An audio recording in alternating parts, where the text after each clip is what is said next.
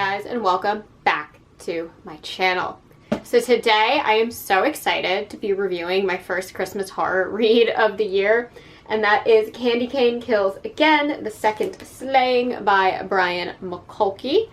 I love Christmas horror. I think Christmas horror is so fun, both in film as well as book format. I have several videos about Christmas horror. I think I'm actually going to make a whole playlist just because I don't want to read the books that I'm going to read and then put those on a list later and like not be able to even talk about them until next year when people are searching for things to read.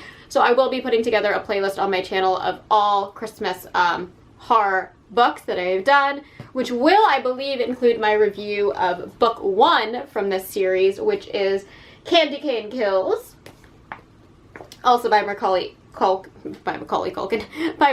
McAuley, See Christmas on the Brain. Now, I got this original one, I believe, in my Nightworms package last year. This is book 2 in the Killer VHS series, which is a series of books by different horror authors, all surrounding digital recordings. It's really, really cool. You don't have to read them in order. Obviously, these two go 1, then 2, but for the rest, they're all standalones. I recently read Melonhead Mayhem, which is a very cheesy, fun, campy bee creature feature style novel. That was book 1 in the series, but this one really, really, really impressed me and made me interested in the rest of the series. This is obviously going to be the sequel to this. I really do love the art on this. I think they were just really fun and well done. This one is definitely a little bit shorter. This one is about 150 pages. This one is only about like 120, I want to say. I read this in one sitting. And yeah, it is a really nice direct sequel to this slasher Christmas story. So I'm going to read the premise of Cain Kills, and then I will read the premise of Cain Kills Again and kind of talk about it. I'm not going to do spoilers in this. They're just fun, campy slasher reads, so I don't feel like they need spoilers. But do be warned that this review, if you have not read book 1, could include a couple spoilers for book 1. I'm going to try my best not to do that, but the premise alone kind of will tell you who at least survives part of book 1, so just be aware. But the premise. 'Twas the fright before Christmas.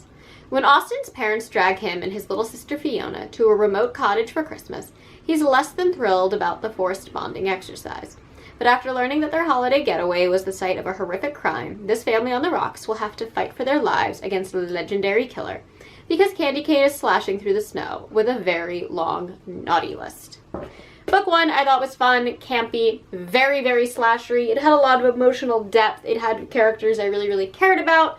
And it had some really gruesome kills and a really cool twist. It had a really cool twist ending that I didn't see coming and I was super on board with. Cain Kills Again picks up right where book 1 left off. It is literally only hours after book 1 ends, which I thought was really, really cool. And kind of continues the characterization of some of our leads, but doesn't really go anywhere near as in-depth to the relationships with our main characters, and it doesn't really give us many new characters to care about. This one really just is kind of a gore-fest slasher. It does kind of have a heartfelt ending, I would say, as heartfelt as slasher as it can be. But that is something that I thought was really, really interesting about this, is while the first one really did feel like a very well done, a very well done laying of the groundwork for a narrative and characters that we were supposed to care about, book 2 said, I've already done that. We're just going to do gore and slasher-reness and make it as over-the-top and ridiculous as possible. And for being a sequel to a slasher, I didn't mind that.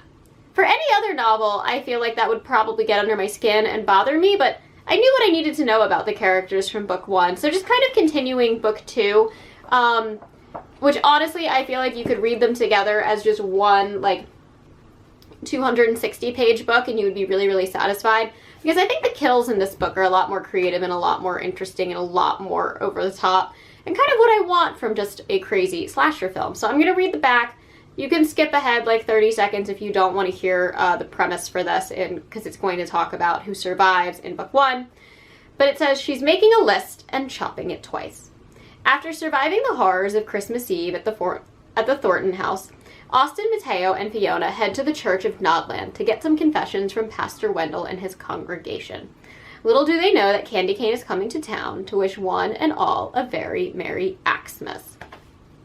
What I really liked about this is book 1 focused quite a lot on just the family unit during the holidays and kind of the Christmas cliches of being in a dysfunctional family during Christmas. This one focused more on the religious side of Christmas. The vast majority of the story takes place in a church, and it really, really kind of pulls together the kind of small town, super religious, culty vibes that you could get in that setting. And I really appreciated the way that it did that. Again, the plot to this is very, very shallow.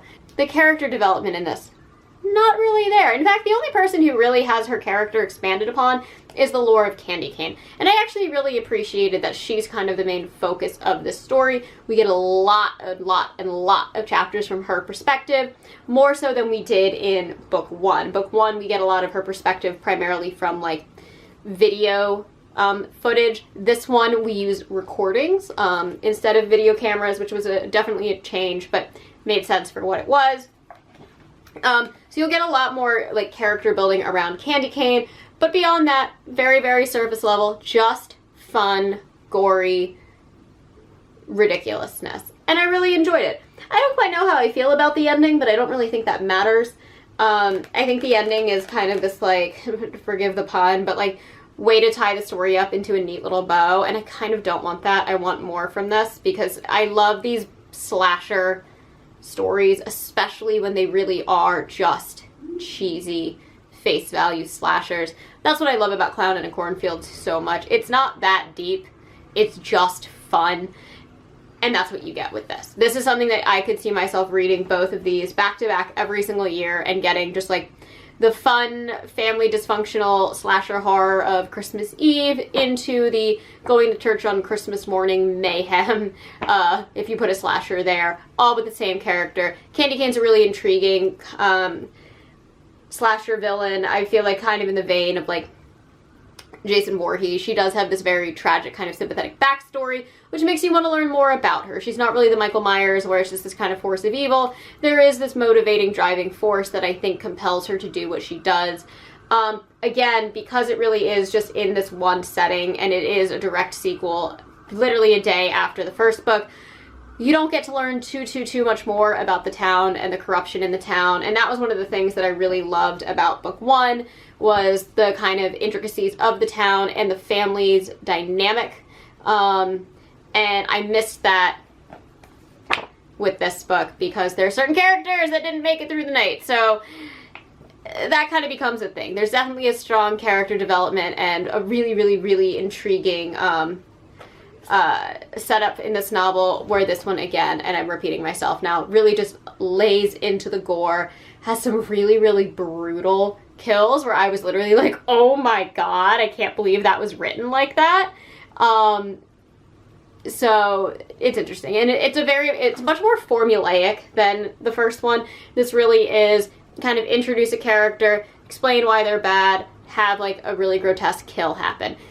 And again, not the best when it comes to like storytelling, but when it comes to what this is, a cheesy Christmas slasher, all for it. Totally all for it. I think this whole series is great. This was a 4-star read for me. Definitely nowhere near as strong as this, but definitely fun and a fantastic follow-up. And I do highly suggest that if you pick up this book, just read these two back to back as if they were one book, and I think you'll get so much out of it. So yeah, very thoroughly enjoyed it. 4 stars. Definitely looking to read more from Brian McAuley. I do hope he really continues this series. And super stoked on Killer VHS series because Laurel Hightower will be releasing one in 2025. I just learned that the other day. And I definitely want to pick up more from the series because I think it's really cool and really fun concept. And I've enjoyed all the books that I've read from them. So there you have it. Anyways, that is all that I have for you guys today. As always, I try to post every Monday and Thursday, sometimes on Saturdays. And if you enjoy these videos, please hit the like and subscribe buttons down below, and I will catch you on the next one. Mwah!